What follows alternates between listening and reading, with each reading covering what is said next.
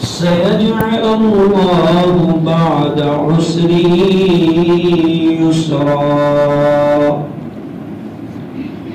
صدق الله مولانا العظيم وصدق رسوله النبي الكريم.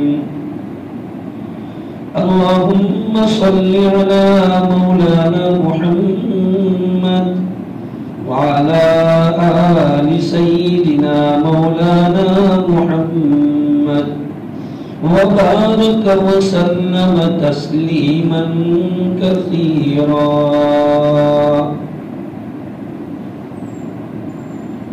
بزرگوں اور دینی بھائیوں،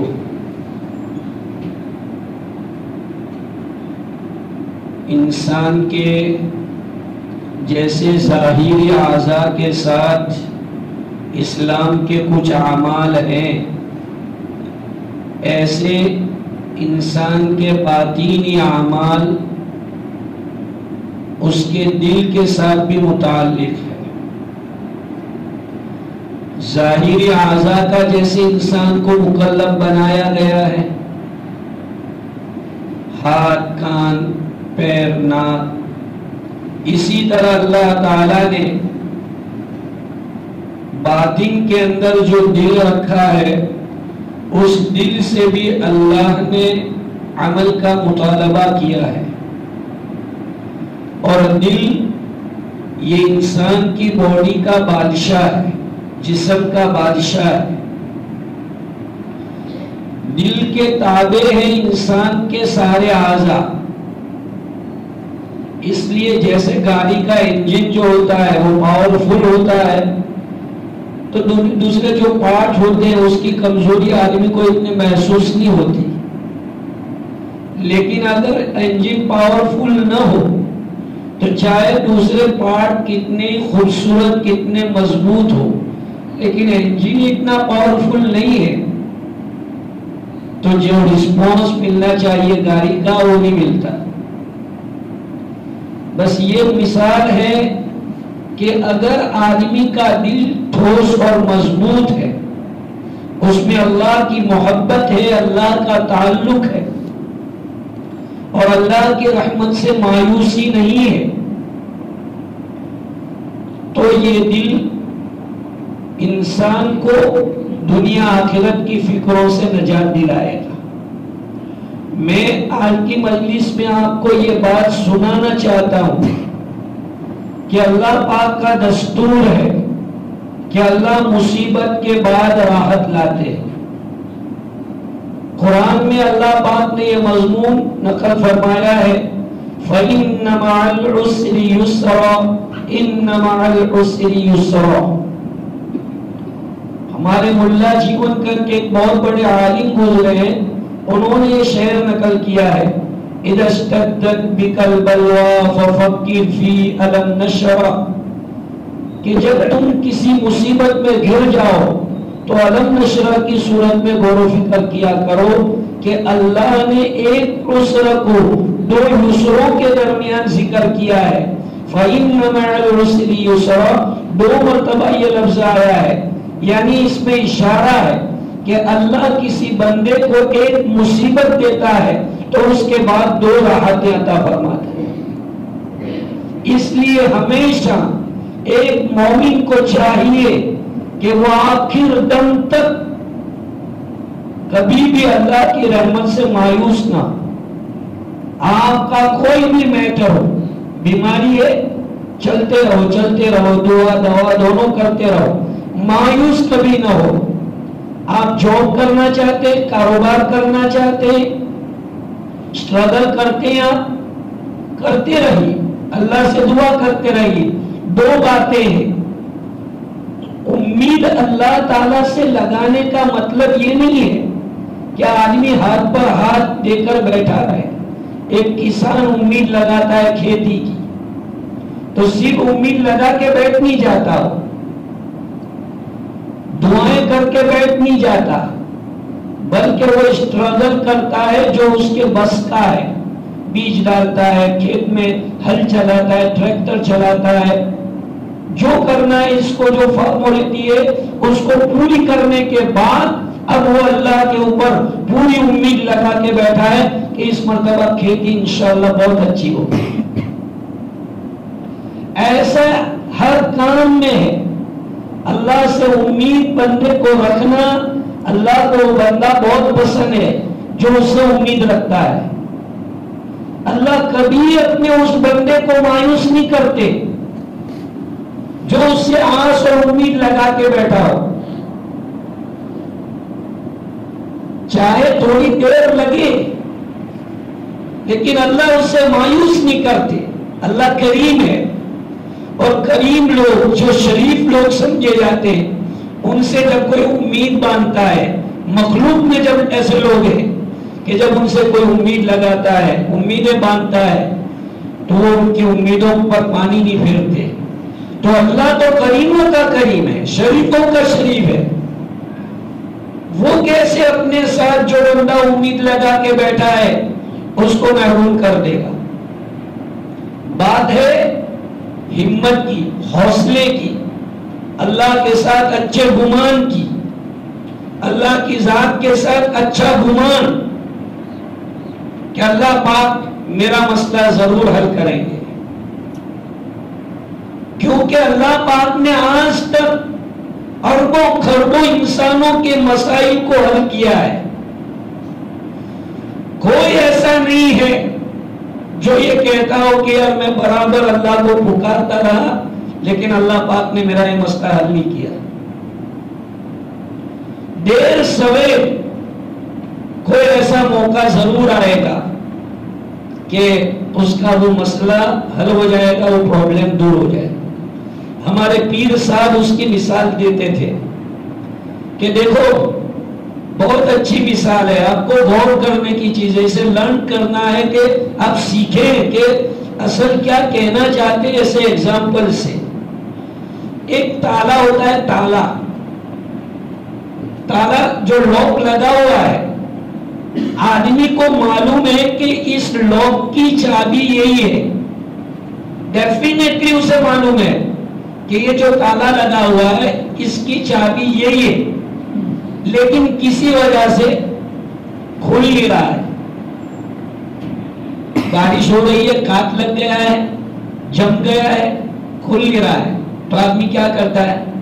ایک مرتبہ چابی ڈالی، دوسری مرتبہ چابی ڈالتا ہے، بسم اللہ بولتا ہے، تھوڑا زور لگاتا ہے، تیسری مرتبہ چابی ڈالتا ہے، تھوڑا زور لگاتا ہے. اسے معلوم ہے کہ یہ تالا بند ہے، مجھے کھولنا ہے اور چابی اس کی یہی ہے.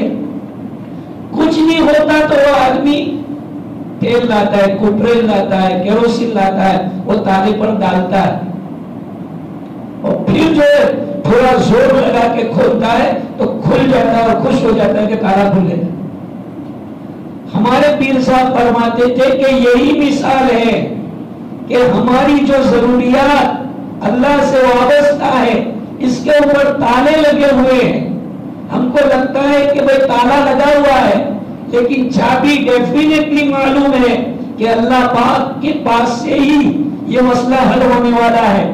تو ایسی شکل کے اندر آدمی کو جو ہے اللہ سے نا امید ہونے کے بجائے امیدوار بن کر، مکمل امیدوار بن کر اور سچی محبت کے ساتھ برابر لگے رہو اور اللہ سے جو ہے مانگتے رہو. انشاءاللہ ایک موقع آئے گا کہ وہ چیز تمہاری ہو جائے گی. یہ طریقہ ہے. نا امیدی، مایوسی اسلام میں ہے ہی نہیں. اللہ نے کبھی اپنے بندوں کو نا امید اور مایوس نہیں کیا. ارے اس کا کرم تو دیکھو. ایک آدمی یا سونم کہہ کے پکار رہا تھا. سونم یہ عربی زبان کا ورڈ ہے، اس کا معنی ہے بت، مورتی. وہ یا سنم کی آوازیں لگا رہا تھا. اس کا مسئلہ بن نہیں رہا تھا. اس کی زبان سے سڈنلی یہ نکلا یا سومد. اللہ الصمد ہم بولتے ہیں، قل هو اللہ الصمد. صمد اللہ کا نام ہے، بندے کا نام ہونے تو عبد الصمد بولنے کا. ہم لوگ جو ہے ایسے ناموں کو بگاڑ دیتے ہیں. یہ اللہ کا نام ہے. عبدالستار نام ہے تو ستار یہ اللہ کا نام ہے. عبدالستار بولنے کا, صرف ستار نہیں بولنے کا, صرف سمد نہیں بولنے کا, عبدالسمد بولنے کا. تو سمد یہ اللہ کا نام ہے. اس سے سڈنلی اتفاقاً بھول سے یہ لفظ نکلا یا سمد یا سمد اے بے نیاز ذات. فوراً اللہ نے جبریل کو بھیجا, جبریل اب بھی جاؤ, اب بھی کہ اب بھی جاؤ اور اس کی مراد کو پوری کرو. جبریل کو کیا اعتراض ہے؟ جبریل نے کہا باری تعالیٰ وہ تو ایسے ہی اس کی زبان سے نکلا ہے, وہ تو ایمان والا بھی نہیں ہے. اللہ پاک نے جبریل کو کہا جبریل نہ, اب بھی جاؤ اور اس کا مسئلہ حل کرو, جو کہتا ہے وہ کر دو. کہ باری تعالیٰ یہ تو بھول میں تمہارا نام لے رہا ہے. تو اللہ تعالیٰ نے فرمایا جبریل اگر سمد بھی اس کے ساتھ ایسا بیہو کرے گا تو صنم اور سمد میں کیا فرق رہے گا؟ کیا اللہ پاک نے جو ہے کیا بات بتائی کہ ایک ذات سمد ہے اور ایک ذات صنم ہے. قسم کی تم اللہ تعالی سے سچی امید لگا کے دیکھو, سچی امید لگا کے دیکھو. میں لفظ بول رہا ہوں خالی امید نہیں, سچی امید, پکی امید, یہ لگا کے دیکھو. اللہ تعالیٰ کا وعدہ ہے سَيَجْعَلَ اللَّهُ بَعْدَ عُسْرٍ يُسْرًا, اللہ تعالیٰ تنگی کے بعد آسانی پیدا کر ہی دے گا. وَمَن يَتَّقِ اللَّهَ يَجْعَلْ لَهُ مَخْرَجًا وَيَرْزُقْهُ مِنْ حَيْثُ لَا يَحْتَسِبُ. اللہ فرماتے ہیں کہ بندہ میں تیرا کان ایسی جگہ سے بناؤں گا کہ تیرے وہم و گمان میں بھی یہ چیز نہیں ہوگی کہ میرے ساتھ ایسا بنے گا. یہ میرا پلان ہے اور ایک تیری تدبیر ہے. تو میں نے یہ مضمون اس لیے اٹھایا ہے کہ ہمارے بہت سے بھائی ہوپلیس ہو جاتے ہیں, نا امید اور مایوس ہو جاتے ہیں. جب ان کے کام نظر بنتے نظر نہیں آتے تو وہ اللہ کی عبادتوں کو چھوڑ دیتے ہیں. ذکر کرتے تھے وہ چھوڑ دیتے ہیں, قرآن پڑھتے تھے وہ چھوڑ دیتے ہیں, دین کا کام کرتے تھے, تبلیغ کا کام کرتے تھے وہ چھوڑ دیتے ہیں, آؤٹ لائن ہو جاتے ہیں. اور بعض تو جو ہے نشہ گنجیری بن جاتے ہیں, بیت مارنے والے بن جاتے ہیں. حالانکہ یہ وہ ساتھی ہے جو لوگوں کو دین سکھا رہا تھا, لوگوں کی فکریں کر رہا تھا, لیکن اللہ سے سچی امید نہیں باندھی تو حال یہ ہو گیا کہ آج وہ اللہ سے اتنا دور ہو گیا, اتنا دور ہو گیا کہ اسے قریب آنا ہو تو بھی شرم آتی. میرے بھائیوں, اللہ رب العزت کی ذات مہربان ہے. اللہ نے مہربانی کو پیدا کیا ہے.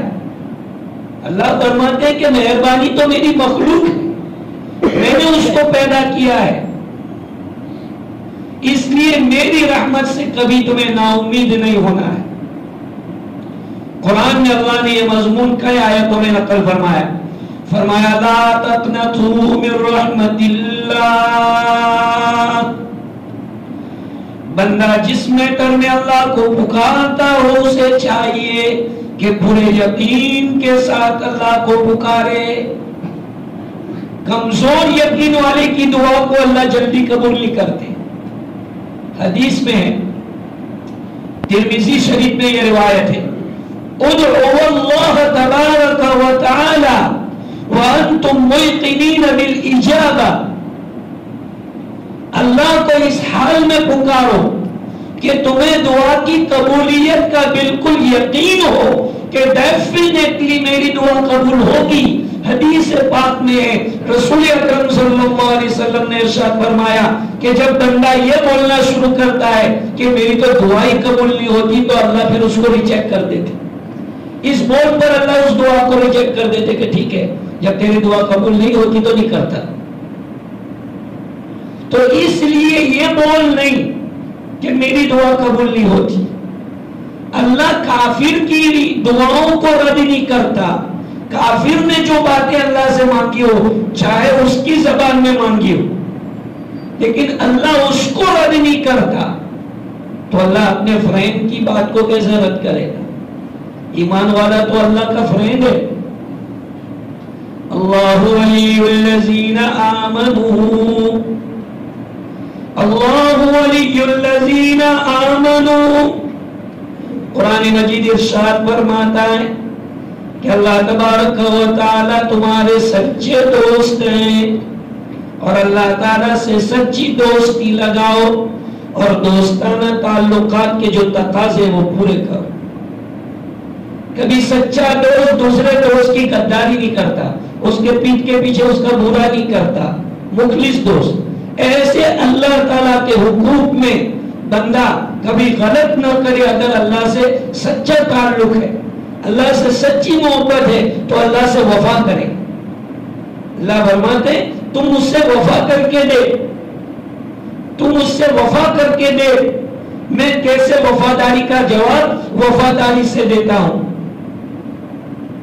آج ہم لوگ اللہ سے وفا نہیں کرتے، کمپلین ضرور کرتے ہیں، شکایتیں ضرور کرتے ہیں، وفا نہیں کرتے. میرے بھائیو وفاداری کرو، اللہ سے وفاداری کرو. اور جو اللہ سے وفاداری کرتا ہے وہ اللہ کا بن کے رہتا ہے. جو بیٹا باپ کا بن کے رہتا ہے، باپ کبھی بھی اس بیٹے کو تکلیف میں دیکھنا نہیں چاہتا، یہ میرا بن کے رہا ہے. اور جو بیٹا باپ کا نہیں بنتا، باپ کی اگینسٹ میں جاتا ہے تو وہ اس کا منہ بھی دیکھنا نہیں چاہتا، منہ بھی دیکھنا نہیں چاہتا. چاہے اکلوتا بیٹا ہو. ہمارے دوست کا ایک اکلوتا بیٹا ہے، ایسے غلط کام کیا تو اس کا باپ کہتا ہے کہ مولی صاحب لانو خوف چھیٹلا مدے کچھ میں کہا اٹھا کہ ہوتو ہے تو گھروں دبائی دو. صرف اور صرف اللہ کے خوف کی وجہ سے میں نہیں کرتا. کیوں؟ وجہ آؤٹ لائن یہ ہے میرے بھائیوں، اللہ سے وفا نہ کرنے کا نتیجہ. اللہ سے وفا کرو گے اللہ تمہیں گمراہ ہونے سے بچائے گا. یہ سب سے بڑی دولت ہے.